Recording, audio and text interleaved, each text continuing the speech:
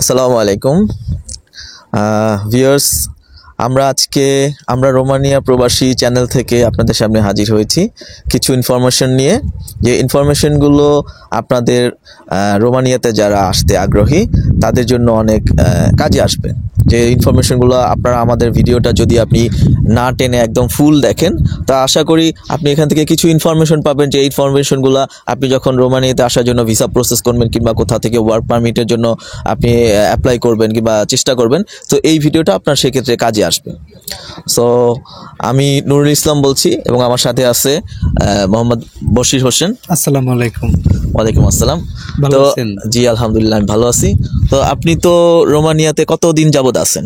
আমি আজকে রোমানিয়াতে আছি 2 বছর 5 মাস। আচ্ছা, 2 বছর 5 মাস যাবত আসছেন।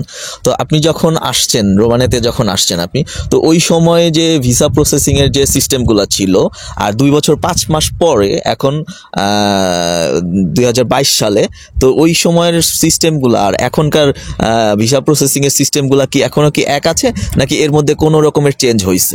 অনেক চেঞ্জ হয়েছে। মনে করেন আমাদেরকে যখন ওয়ার্ক পারমিট দেওয়া হলো, আমরা পাসপোর্ট নিয়ে ইন্ডিয়াতে চলে গেলাম। ওখানে আমাদের মানে আমরা একটু ওখানে ইন্ডিয়াতে কিছু সরকারি ছুটি ছিল, কিছু রোমানিয়ান সরকারি ছুটি ছিল, ওইগুলো নিয়ে যার কারণে আমাদের 1 মাস 7 দিন সময় লাগছিল। আদারওয়াইজ নাইলে আমরা 15 দিনই ভিসা পাইয়া গেলাম বলে।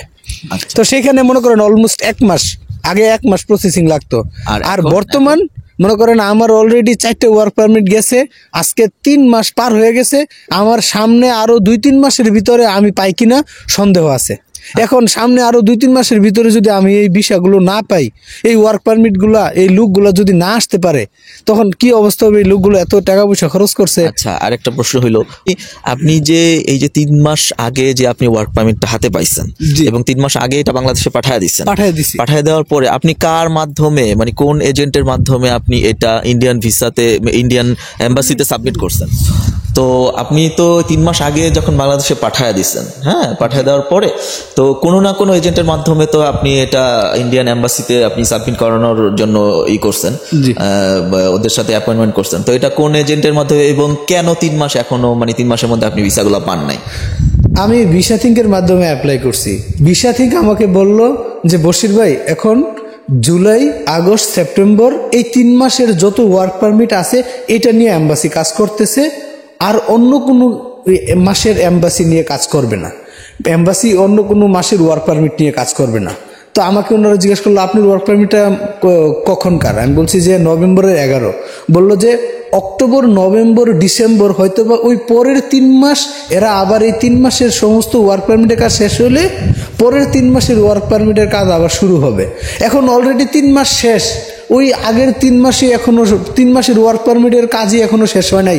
পরের 3 মাসের ওয়ার্ক পারমিটের কাজ কখন শুরু হবে, কখন শেষ হবে, এই পর্যন্ত এই কোম্পানির মালিকটা এই লোকগুলোর জন্য ওয়েট করবে? আচ্ছা, সো ভিউয়ার্স, আপনারা যেটা দেখলেন যে এখন মানে আমি বশির ভাইয়ের কথায় যে জিনিসটা বুঝতে পারলাম সেটা হলো যে আমরা রোমানিয়ান গভর্নমেন্ট এখন হয়তো বা এশিয়া থেকে লোক নিয়ে এসে কাজ করার জন্য ইন্টারেস্টেড, যার কারণে এশিয়া থেকে প্রচুর অ্যাপ্লিকেশন সাবমিট হচ্ছে ইন্ডিয়ান এম্বাসিতে। সো এই কারণে দেখা গেল যে ওরা কি করছে, যে আগের মানে এখনকার যে ওয়ার্ক পারমিটগুলো হয়েছে, এই ওয়ার্ক পারমিটগুলো ওদের এখানে সাবমিট করা হয়েছে, কিন্তু এখনো কোনো অ্যাপয়েন্টমেন্ট শিডিউল আসে না ওদের কাছ থেকে।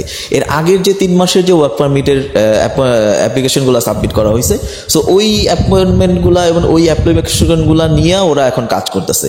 সো যেই প্রবলেমটা এখন হচ্ছে, যে বশির ভাই যে কথাটা বললেন যে উনি 4টা ওয়ার্ক পারমিট অলরেডি বাংলাদেশে আপনার ভিসা থিঙ্কের মাধ্যমে ইন্ডিয়ান এম্বাসিতে সাবমিট করছেন, কিন্তু ওনার এটা শিডিউল পাইতে অলরেডি 3 মাস ওভার হয়ে গেছে।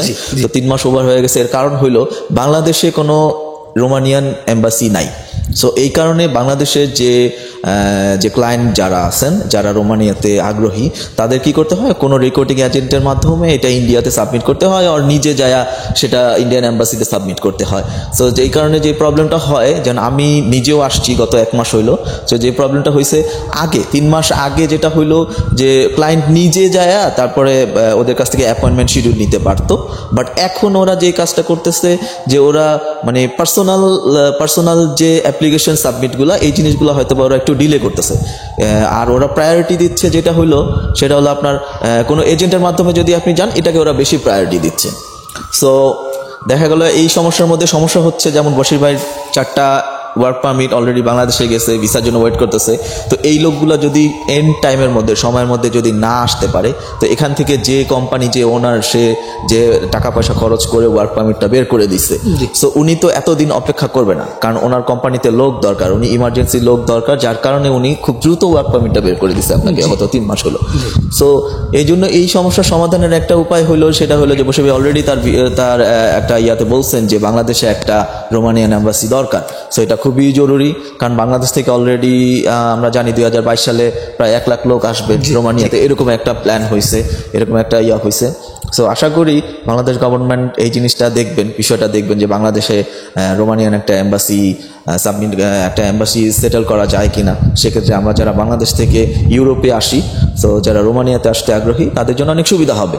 আর আরেকটা জিনিস হইলো, যেটা আমি পার্সোনালি কিছু ইনফরমেশন আপনাকে দিব, যেমন বশির ভাই বললো যে 3 মাস অলরেডি ওভার হয়ে গেছে, এখনো ভিসা হয় নাই, কিংবা আরো এরকম অনেক লোক আছে যাদের ওয়ার্ক পারমিট বাংলাদেশে গেছে, এখনো ভিসা হয় নাই। তো এই লোকগুলো যখন ভিসা পাবে, তারা অবশ্যই রোমানিয়াতে ঢুকতে পারবে, এটা কোনো প্রবলেম না, কারণ তার ভিসা হয়েছে, তার ওয়ার্ক পারমিট আছে, সে ঢুকতে পারবে। সে হয়তো বা বাংলাদেশ ইমিগ্রেশন পাস করে আসলো, সে হয়তো বা তার যে ট্রানজিটগুলো আছে এগুলো পাস করে যখন রোমানিয়ান ইমিগ্রেশনে ঢুকবে, যখন এয়ারপোর্টে ঢুকবে, তখন যেটা হবে যে এখান থেকে যখন ফার্স্ট টাইম সে বাংলাদেশ থেকে আসতেছে, তখন অবশ্যই রোমানিয়ান ইমিগ্রেশন তাকে কিছু চার্জ করবে, যে তুমি কোন কোম্পানিতে যাচ্ছ, তোমার কি কাজের জন্য যাচ্ছ, কি মানে কেন আসছো, এইসব প্রশ্নগুলো যখন করবে, তখন তারা, যখন বাংলাদেশ থেকে যেসব লোক আসে, তারা হয়তো বা অনেকেই ইংলিশে দক্ষ হয় না, যার কারণে ইমিগ্রেশনে এরা কথাগুলো বুঝতে পারে না। যেমন ফার্স্ট টাইম আপনি যখন ইমিগ্রেশনে ঢুকবেন, ইমিগ্রেশন পুলিশ আপনাকে অবশ্যই প্রশ্ন করবে, ডু ইউ স্পিক ইংলিশ? যদি বলে যে না, দেন ও কি করবে, ওর যে ওনার আছে, ওনার সাথে যোগাযোগ করবে সরাসরি, কারণ ওর সাথে ও কমিউনিকেশন করে ও ইনফরমেশনগুলো পাচ্ছে না। তো তার কারণে ও কি করবে, যে ওকে ওয়ার্ক পারমিট দিছে এই কোম্পানিতে যোগাযোগ করবে। তো যখন এই কোম্পানি অলরেডি 4 মাস হয়ে গেছে, এই কোম্পানির লোক নিয়ে নিছে, তখন সে আর এই জিনিসটা রেসপন্স করবে না। রেসপন্স যখন না করবে, তখন কি করবে, রোমানিয়ান ইমিগ্রেশন এয়ারপোর্ট থেকে এই লোকটাকে, যে এয়ারলাইন্সে আসছিল, এই এয়ারলাইন্সের রিটার্ন টিকিট দিয়ে আবার বাংলাদেশে পাঠিয়ে দেবে। এটা অবশ্য আপনি বাংলাদেশে যখন ইমিগ্রেশন করবেন, তখন ওরা আপনি যে এয়ারলাইন্সে আসবেন, ওরা আপনাকে বলে দিবে যে আপনার কোম্পানি যদি আপনাকে রেসপন্স না করে, আপনাকে যদি রিটার্ন আসতে হয়, সেক্ষেত্রে কিন্তু আপনাকে বাংলাদেশ এয়ারপোর্টে এসে রিটার্ন প্লেন টিকিটটা আপনাকে পে করে তারপর এয়ারপোর্ট ক্রস করতে হবে। তো একটা লোকের অনেকগুলো লস হয়ে যাচ্ছে, অলরেডি সে ভিসা কিংবা ওয়ার্ক পারমিট এবং যাওয়া আসার পারপাসে অলরেডি 4-5 লাখ খরচ করে ফেলছে, এবং আবার এই প্লেন টিকিটটা প্রায় 1-1.5 লাখ টাকার মতো। সো এই টাকাটা তাকে আবার করতে হবে। সো আমরা যেটা এখন প্রবলেমটা ফেস করলাম, যে আমরা আশা করব যে বাংলাদেশ গভর্নমেন্ট এই জিনিসটা নিয়ে দেখবে এবং খুব দ্রুত ভিসাগুলো কিভাবে পাওয়া যায়, সেক্ষেত্রে এটা খুব ভালো হবে। আদারওয়াইজ এটা বাংলাদেশের জন্য একটা খারাপ দিক হয়ে যাচ্ছে, কারণ যে বাংলাদেশ লোক ভিসা পাচ্ছে না, দক্ষ লোক কিন্তু ভিসা পাচ্ছে না, সো জিনিসটা হয়ে যাবে। সো আশা করি আপনারা সবাই কিছু ইনফরমেশন পাইছেন আমাদের এই ভিডিও থেকে। তো আমাদের যে চ্যানেলের যে মডারেটর কিংবা ওনার জনাব সাদ্দাম হোসেন, সো উনি চ্যানেলটা খুঁজছে, আমরা রোমানিয়া প্রবাসী। তো আমরা আশা করবো আপনারা সবাই আমাদের চ্যানেলটাকে সাবস্ক্রাইব করবেন, শেয়ার করবেন ভিডিওগুলো এবং লাইক করবেন। আর কোনো কমেন্টসে আপনারা যদি কিছু জানার থাকে, তবে অবশ্যই কমেন্টসে আপনারা কমেন্টস করবেন, সাদ্দাম ভাই আপনাদের রিপ্লাইগুলো দিয়ে দেবে। ধন্যবাদ আপনাদের সবাইকে। আসসালামু আলাইকুম। আল্লাহ হাফেজ। আসসালাম।